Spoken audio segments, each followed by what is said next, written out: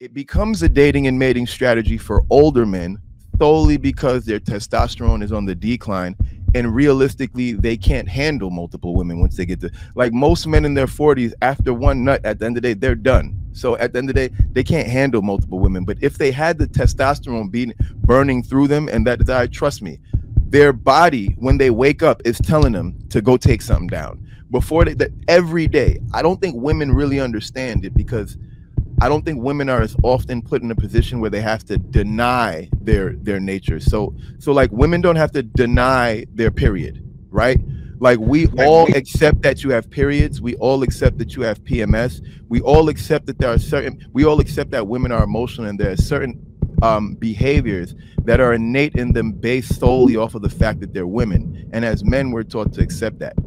With us, we're told that those basic innate things are a lack of discipline or some type of lack of self-control. And I don't feel that that's the case. I think it's just that this is our innate natural desire. I feel like when it comes down to this, we held women accountable when it came down to like the money and stuff like that. So I definitely want y'all to really consider why y'all y'all do the things y'all do throughout the relationship. Yeah, we didn't say it was a character thing, not once. So we taking accountability for this conversation. No, you're Go not. ahead, Coco. You know, hold on. We got to get Coco and Claude in there. Though. That's the difference. I think men have natural animalistic things about them that when an opportunity comes, no matter what their situation is, I think at that point in time, whatever they're going through at that point in time, and they make a decision to do that, that's what I feel that men do. I don't think, it's not that they don't love them or anything like that, but they made that decision at that time, and not realizing, what they're risking is just, that's what they did at that time. So I'll just leave it at that. All right. So there's a few things I wanted to tackle, because there seems to be like there's a lot of this discussion that I think a lot of women seem to believe that men's sexual behavior is taught. And because you hear us all communicate about it, and like, for example, how men like to chase women, that's not something that's taught. That's something that we all identify with, because it's a mutually shared experience. So guys aren't saying, hey, you got to get girls to be cool. No, guys all universally feel cooler when they get girls. And so that's the conversation and experience that we share. Now, as it goes to the Glorilla thing, where her saying that men are programmed to cheat, I think we're looking at the entire scenario backwards. It's not the cheating that's the programming. It's being in a relationship that's the programming. And I think that all too often men are treated as though being in a relationship is our default setting, and it is not. That is not natural to us. It's not our default setting. It's not even our innate desire. If most men are being honest, the reason why most men want a relationship is for the sake of a woman that they care for. But if it was not required to have a relationship to attain that particular woman that they care for, most men would never be in a relationship. It's not on most of our minds. It's not our dating or mating strategy.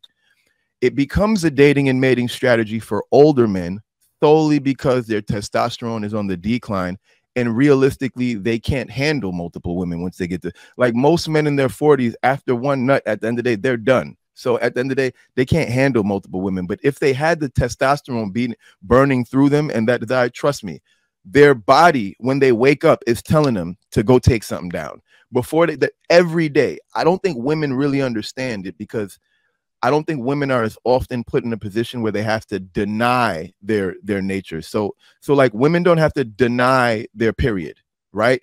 Like, we all accept that you have periods. We all accept that you have PMS. We all accept that we all accept that women are emotional, and there are certain behaviors that are innate in them based solely off of the fact that they're women. And as men, we're taught to accept that.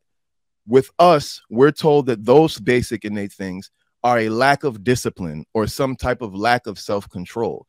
And I don't feel that that's the case. I think it's just that this is our innate natural desire. Another example is like why I take an issue with that, especially with the sexual discipline thing, right? It's like literally every single body part on a human being is utilized daily.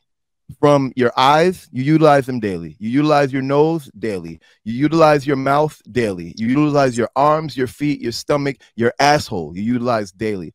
But for some reason, men are consistently told that the first organ that wakes up every morning, that's the one the one that brings them pleasure, the one that brings them the most pleasure, and the one that literally is responsible for procreating, bringing us life.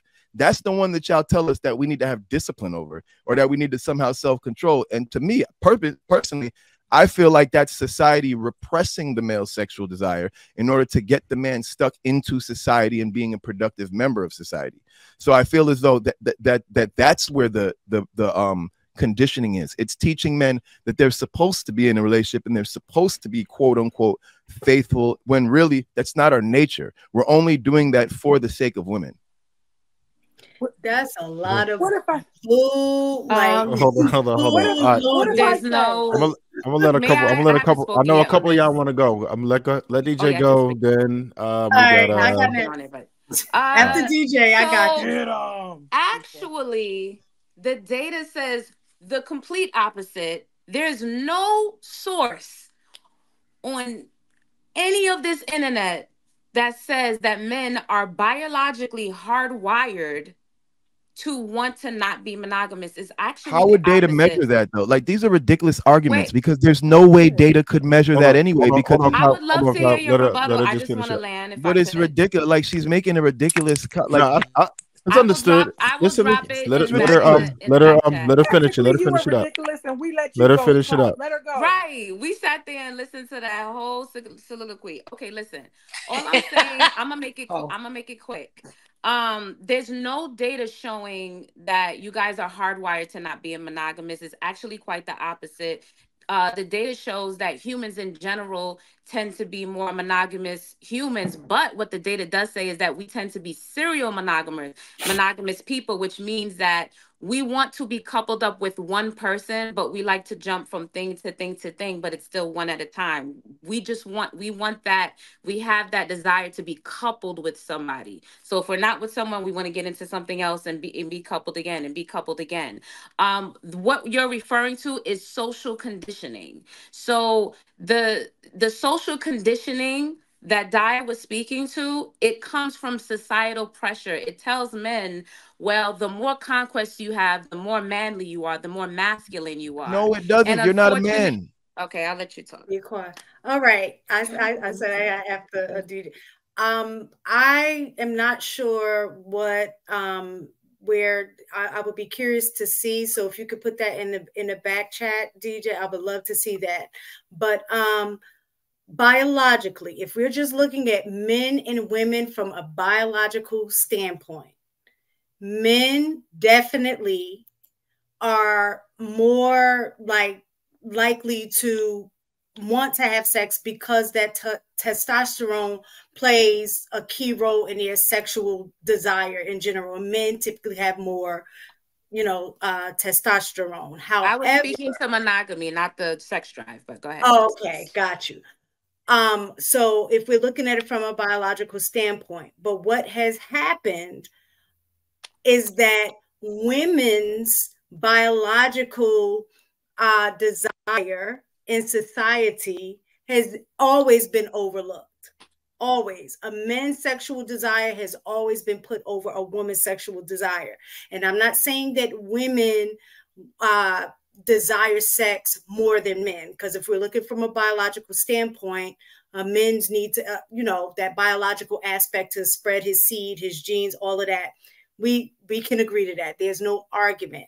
However, even if you look at nature, there are times in which women are much more, wanting sexual desires at their peaks and valleys, like at different times in their lives. So when you're going through your cycle, right? Pregnancy. Right? You're extra you know what I'm saying? And that's read a study that showed that that's the likely time that women typically cheat, that they can measure their cheating behavior along their cycle, right? So if we're looking at it from a biological standpoint, then in reverse with men, as they peak in their adolescence, and like their young, young adulthood. And then as the testosterone drops, they begin to have less desire. Whereas for women, it switches. So from a biological standpoint, as women get older, then they begin to desire sex more because their testosterone actually starts increasing the older they get. So if we're going to just say about the cheating and use a biological perspective to justify the cheating, then that means that as a man, y'all need to accept the fact that biologically speaking, that women is going to want to smash too. It's just going to have different stages of life at different times. Now, the flip side to that is it's about how society views sex with women and men. So society does influence men having sex without necessarily the repercussions that come along with it. Klaus said something about society trying to stifle men's sexuality. If any sexuality has been stifled, it has been women's sexuality throughout history. I said control, not stifle. Control. Well, that's even a better word. You're absolutely right. If society has tried to control anybody's sexuality, it has been women, period. Now we can look at it from a social construct, because now that women have the freedom, let's say, to choose their sexual partners, what have y'all seen? Women are acting crazy. Now, I'm not saying I agree with it, but women are off the chain with the sexual partners that they're having. Now that society doesn't have, well, I'll say in America, doesn't necessarily control a woman's access to sex and how she's able to get sex, right? So if we're looking at it from a purely objective standpoint, that's why men and women both statistically are almost neck and neck with infidelity.